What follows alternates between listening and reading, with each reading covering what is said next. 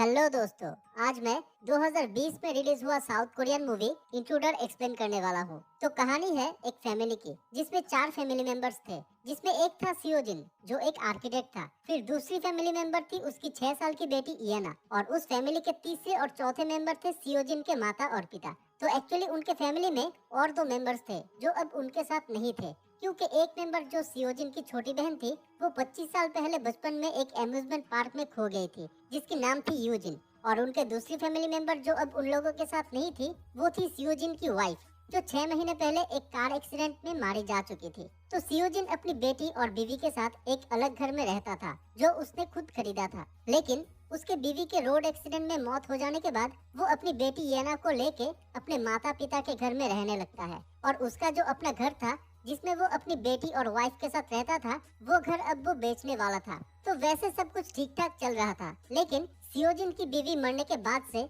सियोजिन इस सदमे के कारण बहुत स्ट्रेस्ड रहने लगा था और वो दिमागी पेशेंट बन गया था, जिससे उसको हमेशा सरदर्द होता रहता था और उसे बचपन से ही हर चीज पे शक करने का बीमारी लग गया था, जो उसकी छोटी बहन के खो जाने के बाद से शुरू हुआ था। क्योंकि उसकी छोटी बहन सियोजिन के लापरवाही के वजह से ही पार्क में खो गई थी, जिसकी अब 25 साल बीत जाने के बाद भी कोई पता नहीं चला था। और सियोजिन की बीवी का मौत भी एक नॉर्मल रोड एक्सीडेंट था, लेकिन जैसे कि उसको हर चीज में शक करने का बीमारी था, इसीलिए वो अपनी बीवी का मौत एक मर्डर समझ रहा था, जिसके कारण वो पुलिस स्टेशन में रेगुलरली जाके उसके बीवी के मौत का इन्वेस्टिगेशन जारी रखने के लिए पुलिस ऑफिसर से मिलते रहता था। और जैसे कि जिस आदमी ने सियोजिन के बीवी को गाड़ी से टक्कर मारा था, वो आदमी और उसके गाड़ी का कोई पता नहीं चल पाया था तब तक, इसीलिए पुलिस को भी अपना इन्वेस्टिगेशन जारी रखना पड़ रहा था। और सियोजिन अपने वाइफ के एक्सीडेंट को लेके इतना ऑब्सेस्ड था कि वो उस टक्कर मारने वाले ड्राइवर का पता लगाने के लिए एक हिप्नोथेरेपिस्ट के पास हमेशा जाया करता था, ताकि हिप्नोथेरेपी से वो उस ड्राइवर का पता लगा पाए। एक्चुअली हम जो भी चीजें इधर उधर देखते हैं वो सब हमारे सबकॉन्शियस माइंड में स्टोर रहता है, लेकिन उन सब में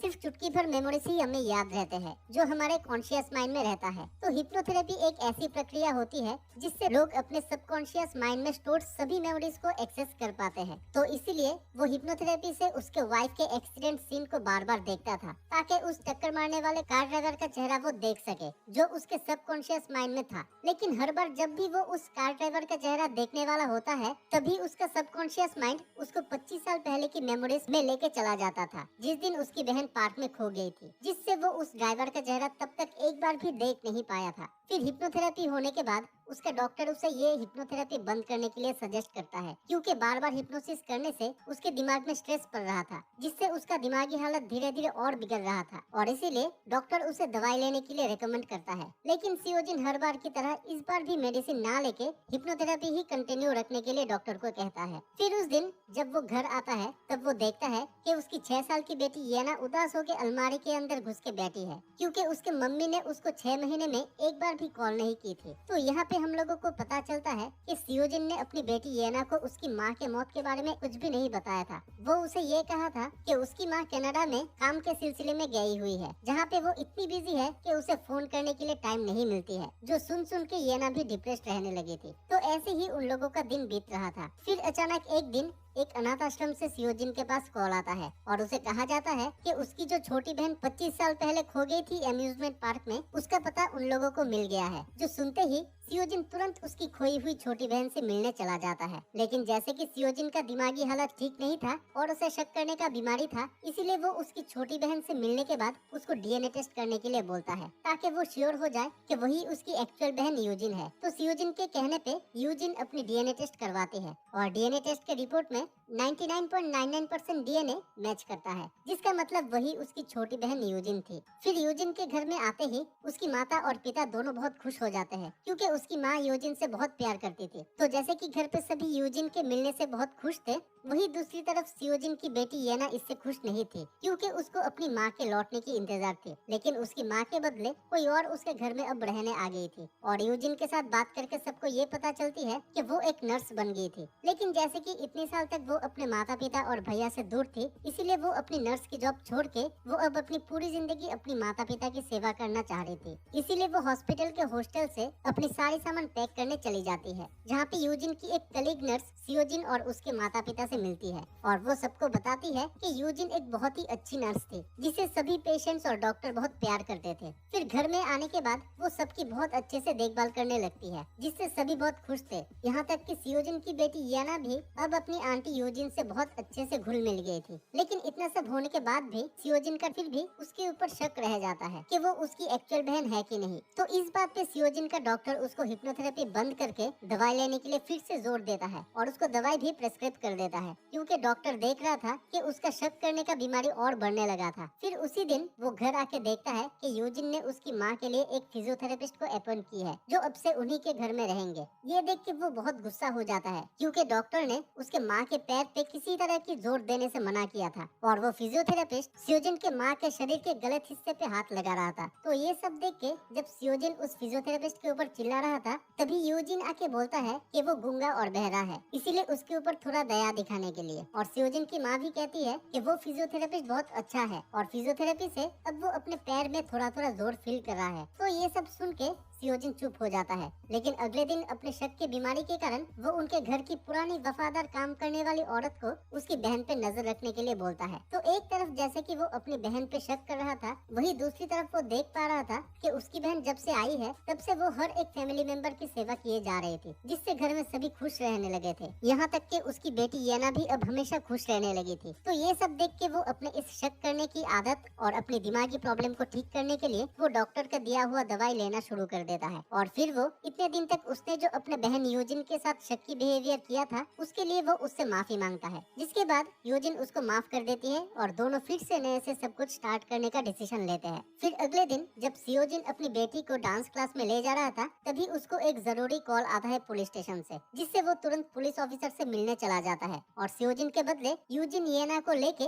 डांस क्लास में चली जाती है। और जैसे कि सियोजिन ने उनके काम करने वाली औरत को यूजिन पे नजर रखने के लिए कहा था, इसीलिए उनके काम करने वाली भी यूजिन के साथ चली जाती है सब्जी खरीदने के बहाने। तो फिर जब वो लोग डांस क्लास पहुंचते हैं, तभी वहाँ के कैंटीन में बैठा एक आदमी यूजिन को देख के उसको बेक्सु योन नाम से पुकारने लगता है, जो देख के यूजिन डर के तुरंत एक लिफ्ट में घुस जाती है और वो आदमी यूजिन का पीछा करते हुए उसको आखिर में पार्किंग लॉट में आके दबोच लेता है। और वो आदमी यूजिन का गला दबाते हुए कहने लगता है कि उसने उस आदमी के पूरे परिवार को तबाह कर दिया है, जिससे यूजिन रोते हुए कहने लगती है कि उसने जानबूझ के ऐसा नहीं की थी। फिर थोड़ी देर बाद हम देखते हैं कि यूजिन थोड़ी डरी डरी हालत में येना और वो काम करने वाली को लेके वापस अपने घर जा रही है। लेकिन जब वो लोग पार्किंग लॉट में आते हैं, तब वो काम करने वाली देखती है कि वहाँ पे वही आदमी का लाश पड़ा हुआ है, जो देख के वो काम करने वाली को लगने लगती है कि यूजिन ने ही उस आदमी को मार दी होगी, क्योंकि वो देखती है कि उस डेड बॉडी के सामने यूजिन के स्लीव्स की बटन गिरी हुई है और उसने उस आदमी को यूजिन को ढूंढते हुए भी देखी थी। फिर अगले दिन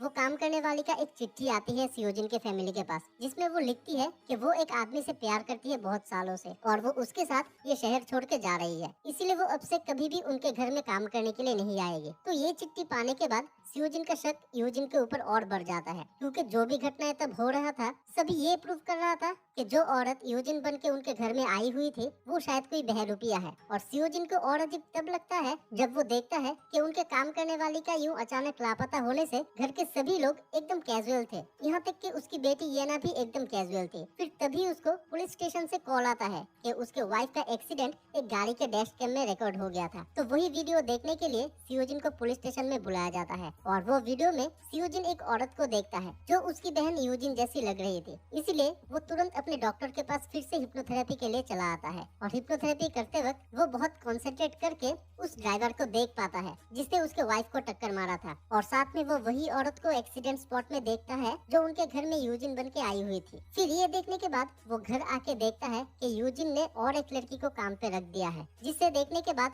वो और गुस्सा हो जाता है। लेकिन तब वो किसी से कोई भी गुस्सा नहीं करता है और वो इस मैटर को और अच्छे से जानने के लिए वो अगले दिन उस अनाथ आश्रम में कॉल करता है, जहाँ से उसको कॉल आया था था यूजिन के मिलने की। तो जब सियोजिन उस अनाथ आश्रम के नंबर पे कॉल करके उससे मिलने की बात करता है, तब वो अनाथ आश्रम का आदमी कहता है कि वो अगले दिन किसी दूसरे शहर में चला जाएगा। ये बोल के वो फोन रख देता है। फिर सियोजिन खुद उस अनाथ आश्रम का एड्रेस इंटरनेट से सर्च करके वहाँ पे पहुँच जाता है, लेकिन वहाँ पे जाके वो देखता है कि ऐसा कोई भी अनाथ आश्रम नहीं है। और वापस घर आते वक्त वो एक कार में उसी नर्स लड़की का फोटो देखता है जो यूजिन की कलीग बन के उन लोगों से मिली थी। फिर सियोजिन अपने दोस्त की मदद से उस लड़की का पता लगाता है और उस लड़की से जाके मिलने के बाद उसको पता चलता है कि वो लड़की एक एक्टर थी और उसे यूजिन ने पैसे दिए थे नर्स बन के सियोजिन और उसके माता पिता से मिलने के लिए। लेकिन उसको यूजिन या उससे रिलेटेड किसी के भी बारे में कुछ भी मालूम नहीं थी। फिर ये सब झूठा अनाथ आश्रम और वो झूठी कलीग के बारे में जानने के बाद सियोजिन घर आके गुस्से में यूजिन से पूछताछ शुरू कर देता है और उसके पूछते ही यूजिन तुरंत सबसे माफी मांगने लगती है और वो अपनी झूठ कबूल कर लेती है। वो कहती है कि उसे पार्क से एक फैमिली ने जबरदस्ती किडनैप करके लेके चले गए थे और वो फैमिली उसे बहुत टॉर्चर करते थे और वो कभी भी पढ़ाई लिखाई नहीं कर पाई थी। तो जब वो बहुत कोशिश के बाद अपनी रियल फैमिली मतलब सियोजिन और उसके माता पिता का एड्रेस पता लगाती है, तब वो अपने आप को वेल एडुकेटेड दिखाने के लिए ये सब नाटक की थी ताकि वो लोग उसे अनपढ़ और बुरी परवरिश के कारण बुरी औरत समझ के उसे अपनाने से रिजेक्ट ना कर दे। फिर यूजिन के इन सब बातों को सुन के उसका पिता और माता बहुत इमोशनल हो जाते हैं और वो लोग यूजिन को कहने लगते हैं कि वो लोग उसे विश्वास करते हैं और वही उनकी असली बेटी है। लेकिन सियोजिन उसके ये सब बातों को विश्वास नहीं करता है और वो यूजिन और उसके पिता के ऊपर चिल्लाने लगता है, जिससे उसकी माँ को पैनिक अटैक आ जाती है और उसकी नाक से खून बह के वो बेहोश हो जाती है, जो देख के उसे तुरंत हॉस्पिटल में एडमिट किया जाता है। फिर हॉस्पिटल में रात को सियोजिन यूजिन से बात करते हुए उसकी एक बाल ले लेती है ताकि वो अपने भरोसे वाले लैब में फिर से उसका डीएनए टेस्ट कर पाए। फिर वो हॉस्पिटल से अपने घर चला आता है, लेकिन घर आके वो देखता है कि इतनी रात हो जाने के बाद भी उसकी बेटी येना जगी हुई थी और उसकी बॉडी वेट पहले से बहुत कम हो गई थी। फिर सियोजिन अपनी बेटी को सुलाने के लिए वो उसको अपने साथ अपने रूम में लेके चली जाती है, लेकिन उसकी बेटी येना बार बार यूजिन के साथ सोने की जिद करने लगती है और वो हायोन नाम की एक लड़की के बारे में बताने लगती है जो उसकी बेस्ट फ्रेंड है। लेकिन सियोजिन हायोन नाम की उसकी किसी भी दोस्त को नहीं जानता था। फिर उधर हॉस्पिटल में हम देखते हैं कि सियोजिन की माँ को होश आ जाती है और वो यूजिन को बोलती है कि उसे फिर से वही बातें कहने के लिए जो सुन के उसको बहुत अच्छी फील होती है और यूजिन भी जाके उसके कान में कुछ बोलने लगती है, जिससे सियोजिन की माँ बहुत खुश होने लगती है। तो ये क्या चल रहा था वो अब तक किसी को भी मालूम नहीं था। फिर अगले दिन सियोजिन येना के स्कूल में जाके उसकी टीचर से उस लड़की हायोन के बारे में पूछता है। तो उस लड़की का नाम सुन के येना की टीचर कहती है कि ऐसा कोई भी स्टूडेंट उसके स्कूल में नहीं है। फिर तभी सियोजिन को पुलिस स्टेशन से कॉल आता है और पुलिस ऑफिसर उसे कहता है कि जिस दिन यूजिन येना को डांस क्लास में लेके गई थी उस दिन वहाँ पे एक आदमी का मर्डर हुआ था। फिर वो पुलिस ऑफिसर सियोजिन को उस आदमी का फोटो दिखाता है, लेकिन सियोजिन उस आदमी को नहीं पहचानता है। फिर वो पुलिस ऑफिसर कहता है कि ये आदमी एक कंपनी का सीईओ था, लेकिन अचानक वो आदमी का पूरा परिवार बिखर जाता है और वो एक छोटी सी कंपनी में एक मजदूर का काम करने लगा था। लेकिन कैसे वो आदमी अचानक एक सीईओ से एक मजदूर बन गया था वो किसी को भी मालूम नहीं है। फिर ये सब सुन के सियोजिन पुलिस ऑफिसर को यूजिन के ऊपर उसके शक के बारे में कहता है, जिसके बाद वो पुलिस ऑफिसर यूजिन का इंटरोगेशन करने के लिए उसके घर चला जाता है। लेकिन यूजिन का इंटरोगेशन करने के बाद उस पुलिस ऑफिसर को यूजिन के ऊपर शक करने जैसा कुछ भी नहीं मिलता है। उल्टा यूजिन से उस पुलिस ऑफिसर को पता चलता है कि सियोजिन अपनी दिमागी प्रॉब्लम के वजह से अपना ट्रीटमेंट करा रहा है। और रही बात उसके पुराने काम करने वाले की अचानक गायब हो जाने की, उस पे यूजिन के साथ साथ उसका पिता भी ये बयान देता है पुलिस वाले को कि उसने खुद वो काम करने वाले को उस आदमी के साथ भागते हुए देखा था। तो इंटरोगेशन के बाद जब वो पुलिस ऑफिसर ये सारी बातें सियोजिन को कहता है, तब सियोजिन चौंक जाता है, क्योंकि पुलिस को दिए गए बयान के मुताबिक जिस दिन वो काम करने वाली भागी थी उस दिन तो उसका पिता घर पे ही था। तो वो कैसे देख सकता है उसके पुराने काम करने वाले को एक आदमी के साथ भागते हुए। तो यहाँ पे मुझे ऐसा लगता है कि उसका पिता यूजिन को पुलिस के चक्कर से बचाने के लिए झूठा बयान दिया था, क्योंकि स्टार्टिंग से ही ये दिखाया जा रहा था कि सियोजिन के पिता और माता दोनों यूजिन को बहुत प्यार करते थे, लेकिन सियोजिन से उनका उतना लगाव नहीं था। तो आप लोगों को क्या लगता है, क्या ये सब सियोजिन का बनाया हुआ ख्याली स्टोरी था या सही में ये औरत यूजिन का कोई बहरूपिया है? तो आपको जो भी लगता है वो आप इस पूरे वीडियो के खत्म होने से पहले कमेंट करके जरूर बताना। मैं देखना चाहता हूँ कितने लोग सही पकड़ पाते हैं। So coming back to the story, अब यूजिन से इंटरोगेशन करने के बाद वो पुलिस वाले को भी सियोजिन के इस शक को बेबुनियाद लगने लगता है, क्योंकि उसके हिसाब से सब कुछ ठीक था। कुछ गलत था तो सियोजिन के दिमाग में था। फिर उसी रात को जब सियोजिन घर आता है तब वो देखता है कि उसका माता पिता दोनों मूर्ति की तरफ बैठ के टीवी देख रहा है। फिर जब सियोजिन अपनी बेटी के पास जाता है तब उसकी बेटी उसके ऊपर बहुत भड़क जाती है, क्योंकि यूजिन ने उसको बता दिया था कि उसकी माँ 6 महीने पहले ही मर गई है। और ये जानने के बाद वो अपने पिता को झूठा मक्कार ये सब कह के उस पर चिल्लाने लगती है, जो सुन के सियोजिन बहुत दुखी हो जाता है। लेकिन जब उसे पता चलता है कि येना को यूजिन ने ये सब बताई है तब वो गुस्से में जाके यूजिन को एक जोर से थप्पड़ मारता है, जिससे उसकी माँ आके सियोजिन पे चिल्लाने लगती है और वो कहती है कि सियोजिन उसके पिता के पैसे और प्रॉपर्टी को अकेले पाने के लिए ही वो यूजिन को बहरूपिया साबित करने में लगा है। और इसीलिए ही बचपन में उसने अपनी बहन यूजिन को पार्क में अकेले छोड़ दिया था ताकि वो खो जाए और वो उसके पिता के सभी प्रॉपर्टी को अकेले हथिया सके। फिर उसकी माँ से ये सब बातें सुनने के बाद सियोजिन के आंख में आंसू आ जाता है और वो अपनी बेटी येना को लेके वहाँ से जाने लगता है। लेकिन येना यूजिन को छोड़ के कहीं पे भी जाने के लिए राजी नहीं होती है और वो सियोजिन के हाथ पे काट देती है, जिससे सियोजिन उसको जोर से धक्का दे के गिरा देता है। जिसके बाद येना यूजिन के पास जाके और जोर से रोने लगती है। फिर ये सब सिचुएशन देख के वो बहुत डिप्रेस्ड हो जाता है और उसी रात को जब वो सो रहा था तब वो कुछ लोगों को हेलुसिनेट करने लगता है। जिसके बाद वो एक चाकू लेके घर में घूमने लगता है और वो उस नई काम वाली लड़की को देखती है जिसके पीठ पे एक टैटू बनी हुई थी, जो उसने यूजिन के पीठ में भी देखा था। फिर अगले दिन वो उस डांस क्लास के पार्किंग लॉट में मर्डर हुए इंसान के घर में जाता है, जहाँ पे उसको एक न्यूज़पेपर का कटिंग मिलता है जिसमें उसी आदमी की बेटी की खो जाने की खबर थी और उस बच्ची की नाम थी हाईओन। मतलब ये वही लड़की थी जिसके बारे में येना कहती रहती थी। फिर ये सब देखने के बाद उसको समझ में नहीं आ रहा था कि आखिर में ये सब चल क्या रहा है और उसका दिमागी हालत बिगड़ने लगता है। फिर तभी उसको एक कस्टमर का फोन आता है जो उसके घर को खरीदना चाहता था और वो कस्टमर कहता है कि उसके घर में लाइट जल रहा है, जिससे उसे लगा कि वो अपने उस घर में है जिसे वो बेचने वाला था। तो ये बात सुन के वो तुरंत अपने उस घर में चला आता है जो वो बेचने वाला था और उस घर में आने के बाद वो उसके बाथरूम में एक अनजान औरत की लाश देखता है, जिसे देख के वो बेहोश हो जाता है। और थोड़ी देर बाद जब उसे होश आता है तब वो देखता है कि उसको एक आदमी ने बांध के रखा है और अपने दिमाग पे जोर देने पे उसको याद आ जाता है कि यही वो आदमी था जिसने उसके बीवी को गाड़ी से टक्कर मार के मार डाला था, जिसे वो अपनी लास्ट हिप्नोथेरेपी सेशन में देखा था। और वो आदमी सियोजिन को मारने वाला होता है। तो उस आदमी को देख के सियोजिन बहुत गुस्सा हो जाता है और वो उस पे चिल्लाने लगता है, जिसपे वो आदमी कहता है कि वही वो आदमी था जिसने उसके बीवी को मारी थी और उसकी बीवी को मारने की सुपारी देने वाली वही औरत थी जो उसी घर में यूजिन बन के रह रही है। और वो ये भी कहता है कि वो और यूजिन की बहरूपिया दोनों ही एक कल्ट से बिलोंग करते हैं, जिनको एक स्पेशल चाइल्ड की जरूरत है जिन्हें वो अपना भगवान बना पाए। और येना में वो स्पेशल चाइल्ड में होने वाले सभी गुण मौजूद थी, इसीलिए वो लोग येना को अपने साथ ले जाने के लिए सियोजिन और उसके परिवार के जिंदगी में आए हैं। लेकिन वो लोग जबरदस्ती किसी को लेके नहीं जा सकते हैं, क्योंकि इससे येना को चोट लग सकती है। इसीलिए वो लोग एक ड्रग यूज करके उसके सभी घर वालों को हिप्नोटाइज करके रखा हुआ था इतने दिन तक, जिसके वजह से सियोजिन के माता पिता और येना सभी यूजिन की हर बात मान रहे थे। और वो लोग सियोजिन के फैमिली मेंबर्स को अगरबत्ती के धुएं और खाने में वो ड्रग मिला के उनको हिप्नोटाइज करके रखे हुए थे। इसीलिए सियोजिन के माता पिता और योना सभी यूजिन जो भी कहती थी वही वो लोग मानते आ रहे थे। और जैसे कि वो ड्रग सियोजिन के माता पिता को डेली दिया जा रहा था, इसीलिए उसके माता और पिता के नाक से खून बहता था। फिर इतना इन्फॉर्मेशन देने के बाद जब वो आदमी उसको मारने वाला होता है तब सियोजिन किसी तरह अपने आप को उससे बचा के उस आदमी को मार देता है और वो वहाँ से भाग के अपने घर में चला आता है ताकि वो यूजिन और उसके कल्ट से अपने फैमिली को बचा सके। लेकिन वो घर आके देखता है कि पुलिस ऑलरेडी उसके घर में आके उसको अरेस्ट करने के लिए वेट कर रहा है, क्योंकि यूजिन ने पुलिस को कंप्लेन की थी कि सियोजिन का दिमागी हालत ठीक नहीं है, जिससे वो अपनी बेटी और यूजिन पे बिना कारण टॉर्चर कर रहा है, जो वो लोग सीसीटीवी में देखते हैं। और तभी वहाँ पे सियोजिन का हिप्नोथेरापिस्ट डॉक्टर भी आ जाता है और वो आके पुलिस को कहता है कि सियोजिन सच में मेंटली अनस्टेबल है, जिसके कारण वो खुद ब खुद ही अपने दिमाग में कहानी बना लेता है जिसका सच्चाई के साथ कोई भी संपर्क नहीं है। इसीलिए उसको अरेस्ट करके मेंटल एसाइलम में भेज देना ही सही होगा। फिर उस डॉक्टर की बयान सुनने के बाद पुलिस सियोजिन को पकड़ के लेके जाने लगता है, लेकिन सियोजिन बार बार यही कहने लगता है कि वो पागल नहीं है और वो लास्ट में यूजिन के साथ एक बार बात करना चाहता है। तो उसका ये रिक्वेस्ट सुन के वो पुलिस वाला और यूजिन दोनों उसके रिक्वेस्ट को मानते हैं। फिर यूजिन आके सियोजिन को पास्ट में घटी कुछ बातें कहती है कि वो लोग कैसे सियोजिन के फैमिली तक पहुँचे थे। तो वो कहती है कि सियोजिन की बीवी कुछ साल पहले पहले उनके कल्ट में ज्वाइन की थी अपनी डिप्रेस्ड लाइफ से छुटकारा पाने के लिए, क्योंकि सियोजिन हमेशा पैसे के पीछे भागता था।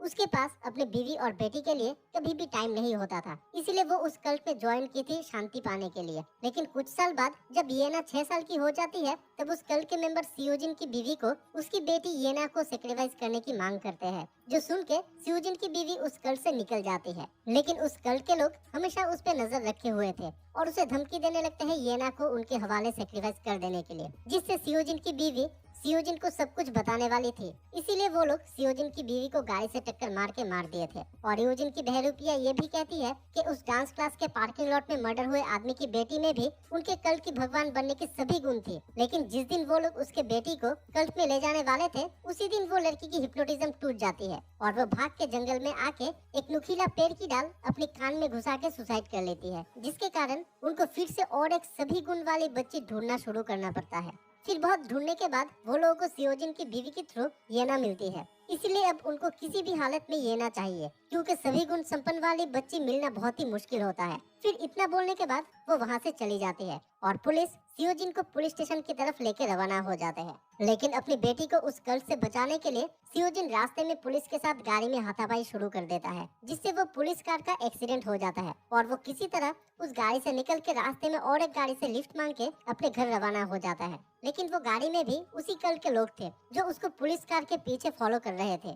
फिर उस कार में भी सियोजिन का उनके साथ हाथापाई हो जाता है और उस गाड़ी का भी एक्सीडेंट हो जाता है, लेकिन सीट बेल्ट के कारण वो बच जाता है। फिर सियोजिन उस गाड़ी के नेविगेशन सिस्टम के ट्रेवल लिस्ट को एक्सेस करके वो उस कल्ट के एड्रेस पे पहुंच जाता है, जो एक पहाड़ी जंगल के अंदर था। फिर कुछ देर जंगल में भागने के बाद वो यूजिन को अपनी बेटी येना के साथ देखता है, जो उसे कल्ट के सीक्रेट ठिकाने में लेके जा रही थी। फिर उनका पीछा करते हुए वो यूजिन के बहरूपिये को दबोच लेता है और उन दोनों के बीच में हाथापाई शुरू हो जाता है। फिर लास्ट में हाथापाई करते करते यूजिन का बहरूपिया पहाड़ के क्लिफ में आके लटक जाती है, लेकिन सियोजिन उसे पकड़ लेता है और यूजिन उससे विनती करने लगती है कि उसे ऊपर खींच लेने के लिए, क्योंकि वही उसकी एक्चुअल बहन यूजिन थी। वो कहती है कि उसको बचपन में उसी कल्ट के लोगों ने ही किडनैप की थी, क्योंकि तब वो भी 6 साल की थी और येना जैसी उसमें भी उसी कल्ट की भगवान बनने की सभी गुण थी। इसलिए उसको उस कल्ट के लोगों ने इतने सालों तक उसको उनके भगवान बना के रखे थे। लेकिन जैसे कि अब वो मैच्योर हो गई थी, इसीलिए अब उस कल्ट को नई भगवान चाहिए थी, जिसका सभी गुण येना में थे। फिर ये सब बातें सुनने के बाद भी सियोजिन ये विश्वास नहीं करता है कि वही उसकी छोटी बहन है। जिसके बाद सियोजिन को विश्वास दिलाने के लिए वो कहती है कि बचपन में जिस दिन पार्क में यूजिन किडनैप हुई थी, उस दिन सियोजिन ने जानबूझ के यूजिन को अकेले पार्क में नहीं छोड़ा था। वो यूजिन के लिए बैलून खरीदने गया था और उसने जो बैलून खरीदा था, उस बैलून का नीला रंग था, जिसमें एक हाथी का छवि था। और ये इन्फॉर्मेशन सियोजिन और यूजिन के अलावा और किसी को भी मालूम नहीं था। तो इससे यही प्रूव होता है कि वही एक्चुअल यूजिन है। लेकिन तभी सियोजिन को याद आता है कि वो बैलून नीले रंग का नहीं बल्कि पीले रंग का था, और वो ये भी सोचता है कि अगर वो उसकी एक्चुअल बहन भी होगी तब भी उसे बचाना नहीं चाहिए, क्योंकि वो कल्ट उसका ब्रेन वॉश कर चुका था, जिससे वो जिंदा रहने से सिर्फ समाज में बुरे काम ही करेगी। इसीलिए वो अपने दिल पे पत्थर रख के उसको छोड़ देता है, जिससे वो पहाड़ के ऊपर से गिर के मर जाती है। फिर हम लोग देखते हैं कि धीरे धीरे सभी अब अपने पूरे होश में आ जाते हैं और सभी अब खुश रहने लगे थे। और उधर सियोजिन ने जो डीएनए टेस्ट करवाए थे अपने भरोसे वाले लैब से, उसका रिपोर्ट भी आ जाता है। लेकिन कुछ देर सोचने के बाद वो दुखी होकर उस रिपोर्ट को बिना देखे ही श्रेडर मशीन में डाल के उसे नष्ट कर देता है, क्योंकि वो और गिल्ट में जीना नहीं चाहता था, जो उसके जीवन में हमेशा खराब असर ही डालते आया है। और वो अपनी आगे की जिंदगी काम के साथ साथ अपनी फैमिली मेंबर्स को भी टाइम देने की प्रॉमिस करता है अपने आप से। और यहाँ पे ही ये मूवी खत्म हो जाता है। तो अब वो लड़की एक्चुअली यूजिन थी कि नहीं, ये इस मूवी में क्लियरली नहीं दिखाया गया है। लेकिन मेरे हिसाब से वो लड़की एक्चुअल यूजिन नहीं थी, क्योंकि पूरे मूवी में ऐसा कोई भी सबूत नहीं था जिससे ये साबित हो सके कि वही यूजिन थी। और जो एक सबूत था जो उसने मरने से पहले सियोजिन को कही थी कि सियोजिन ने नीले रंग का बैलून खरीदा था, उससे ये साबित नहीं होता है कि वही यूजिन है, क्योंकि उस बैलून का इंफॉर्मेशन उसे उस डॉक्टर से मिला होगा जो हिप्नोथेरेपी करते हुए सियोजिन से पता लगाया होगा। और वो डॉक्टर भी उसी कल्ट से बिलोंग करता था, क्योंकि पुलिस के सामने सियोजिन के बीमार होने का बयान देने के बाद वो डॉक्टर नकली यूजिन के सामने झुक के उसे रेस्पेक्ट शो किया था, जिससे ये साबित होता है कि वो डॉक्टर भी उस कल्ट के पूरे प्लान में शामिल था। तो ये था मेरा रिव्यू, और ये फिल्म किस कॉन्सेप्ट पे बेस करके बनाया गया था वो मैं अभी आप लोगों को बताऊंगा। ये मूवी नेपाल की कुमारी पूजा के कॉन्सेप्ट के ऊपर बेस करके बनाया गया है। हालांकि ये स्टोरी नेपाल की कुमारी पूजा के बिलीफ्स को एग्जैक्टली पोर्ट्रे नहीं करता है, लेकिन इस फिल्म का कॉन्सेप्ट कुछ हद तक कुमारी पूजा से बिलोंग करता है, क्योंकि नेपाल की कुमारी पूजा में भी एक छोटी बच्ची को उनका भगवान बनाया जाता है कुछ दिन के लिए या फिर कुछ साल के लिए, और कुमारी देवी उसी लड़की को बनाई जाती है जिसमें 20 गुण पाए जाते हैं, जैसे कि उस बच्ची के शरीर में कभी भी कोई बड़ी बीमारी ना हुई हो, फिर उसके शरीर से कभी भी जख्म के कारण खून ना निकली हो। तो ऐसे ही और 18 गुण है जो जिस लड़की में पाई जाती है उसी को कुमारी देवी बनाई जाती है। लेकिन जिस दिन उस बच्ची का पहला मेंस्ट्रुअल पीरियड शुरू हो जाती है उसी दिन उस बच्ची को और भगवान नहीं मानी जाती है, क्योंकि नेपाल में ये माना जाता है कि पीरियड्स होने से उस बच्ची के शरीर से कुमारी देवी निकल जाती है। तो कुमारी देवी से रिलेटेड वैसे बहुत सारे इन्फॉर्मेशन है जिसे देने से ये वीडियो और भी बहुत लंबा हो जाएगा, इसलिए मैं आज का वीडियो यहाँ पे ही खत्म करता हूँ। तो आपको कैसा लगा मेरा एक्सप्लेनेशन कमेंट करके जरूर बताना। तो मिलते हैं मेरे नेक्स्ट वीडियो पे, तब तक टेक केयर।